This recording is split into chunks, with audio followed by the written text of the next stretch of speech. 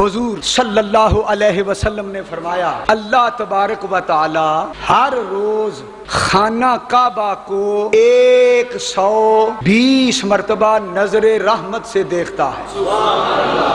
رحمت والی نظر سے کعبے کی طرف خدا روز دیکھتا ہے۔ کتنی مرتبہ؟ 120 بھی عجیب بات ہے۔ حضور نے فرمایا قیامت کے دن ساری دنیا اللہ کی بارگاہ میں عبادت کے لیے کھڑی ہوگی یا زیارت کے لیے کھڑی ہوگی تو وہ صفیں بھی 120 ہوں گی۔ آگے حدیث کے لفظ ہیں 60 للطائفین 40 للمصلین 20 للناظرین۔